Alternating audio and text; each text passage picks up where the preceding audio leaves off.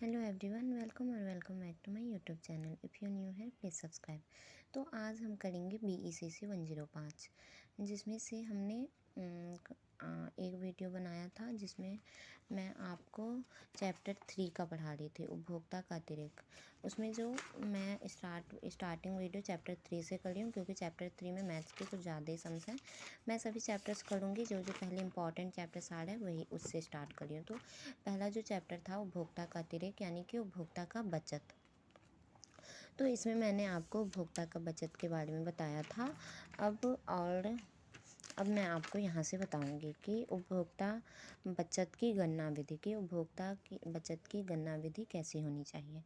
तो देखो, सबसे पहले उपभोक्ता की बचत कैसे होती है। जैसे मान लो कि अगर आप मान लो अपने घर से स्टेशन जा रहे हो, तो उसकी जो प्राइस है, ऑटो की प्राइस, वो मतलब जो फेयर है आपका किराया, वो है 500। ऐसे नॉर्मली आपको 500 लग जाते हैं।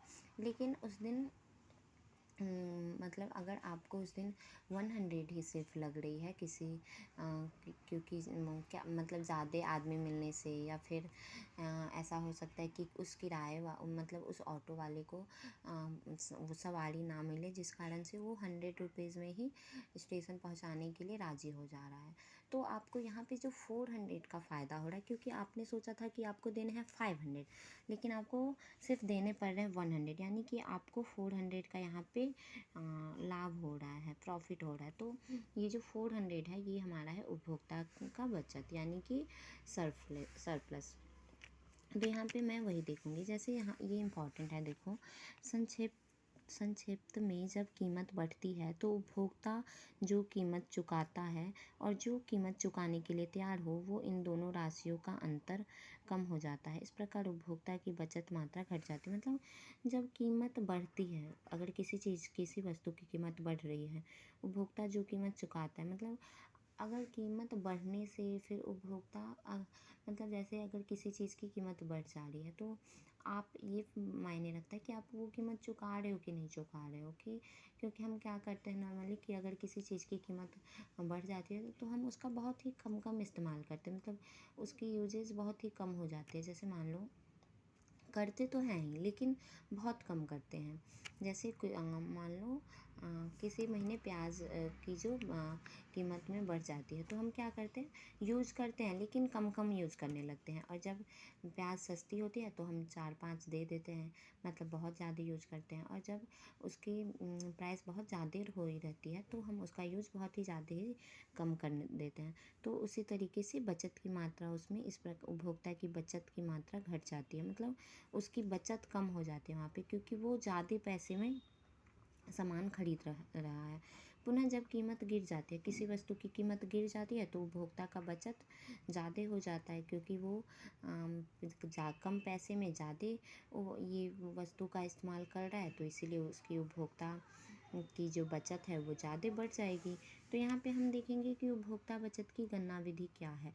यदि एक उपभोक्ता का मांग वक्र दिया हुआ हो, तब एक निश्चित मात्रा क्रय करने पर उसकी बचत की जा सकती है। मतलब अगर उपभोक्ता का मांग दिया हुआ है, तो खरीद करने पर हम किसी वस्तु को खरीद रहे हैं, तो उसकी बचत ज्ञात कर सकते हैं।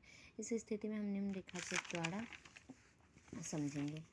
तो देखो, रेखा चित्र ये है। जैसे इस रेखा चित्र को मैं ऐसे करके समझा दे रही हूँ आपको। जैसे देखो, रेखा चित्र में यदि AD मांग वक्र है, यानी कि मांग वक्र है आपका AD, मतलब देखो, अगर मान लो ऐसे करके समझ लो, आपका प्राइस है इतना, मतलब OAXOR, ये पूरा आपका प्राइस है। जैसे मान लो आपको किराया है, स्टेशन पे आपको जाना है अपने घर से, तो उसका किराया ये पूरा है, और आपको कितने चुकाने पड़ रहे हैं, इतना, OXORPO, मतलब आपको इतना ही किराया चुकाना पड़ रहा है। तो हमारा जो बचत हो जाएगा, मतलब सरप्लस वो इतना हो जाएगा, PORA, ये हमारा सरप्लस हो जाएगा। इस फिगर में हमें यही बताने की कोशिश की है। रेखा चित्र में यदि AD मांग वक्र है तथा उपभोक्ता XO मांग क्रय करता है, जो XO है वो मांग क्रय करता है, मतलब खरीदता है, और AD हमारा है मांग वक्र, रेखा चित्र के अनुसार उपभोक्ता जो कीमत देने के लिए तैयार है, मतलब देने के लिए तैयार है, वो है OX0RA। ये सारी कीमत देने के लिए तैयार है, क्योंकि अगर कीमत वही रहेगी 500 ही है किराया, हमें पता है जब, तो हम तो तैयार ही रहेंगे वो कीमत देने के लिए।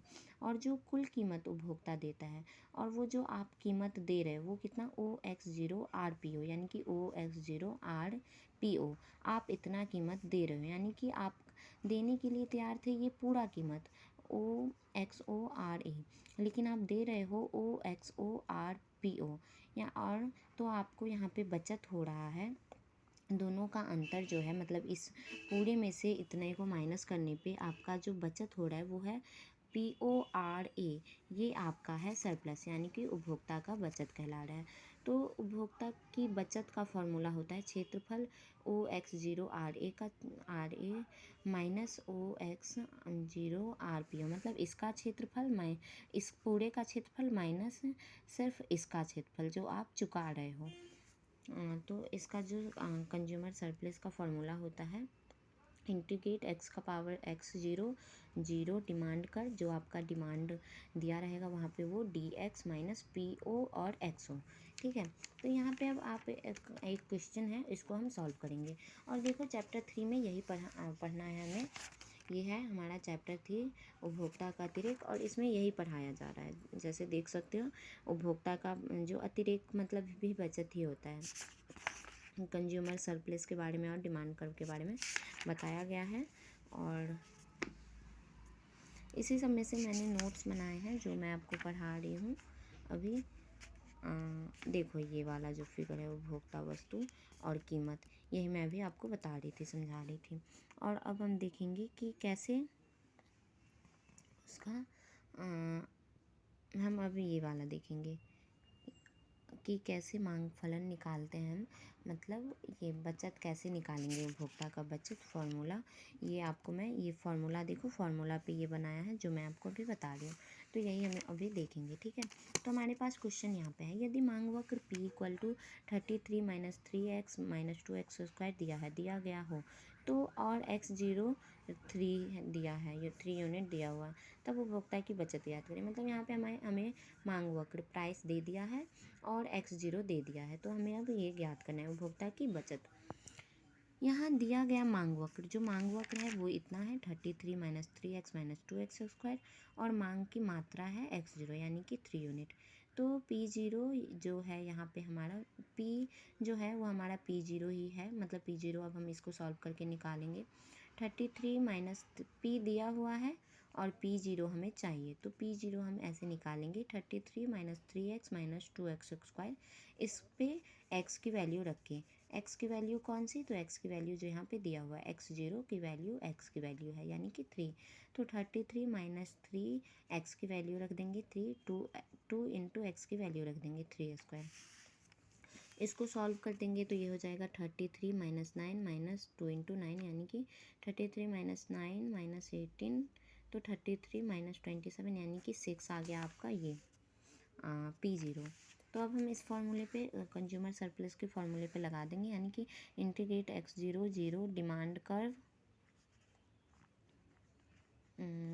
कर्व dx, ये है फॉर्मूला, माइनस P0 x0। ठीक है, तो अब हम क्या करेंगे, इंटीग्रेट जो हमारा x0 है वो कितना है, x0 यहाँ क्वेश्चन में दे दिया हुआ है 3 यूनिट, तो हम 3 यूनिट लिख देंगे और नीचे में 0 ही रहने देंगे। फिर डिमांड कर जो हमारे पास ये भी दिया हुआ है 33 माइनस 3x और माइनस 2x स्क्वायर, यानी कि जो प्राइस है मांग वक्त वही है डिमांड कर्व, उसी को बोलते हैं डिमांड कर। यहाँ आप मांग वक्त भी लिख सकते हो। ठीक है, तो ये हम लिख दिए 2x स्क्वायर, फिर dx, फिर माइनस 6 जो x P0 हम अभी निकाले हैं 6 और x0 दिया हुआ था 3 यूनिट, तो इसको इन दोनों को मल्टीप्लाई कर देंगे, P0 इंटू x0 है ना, तो 6 इंटू 3।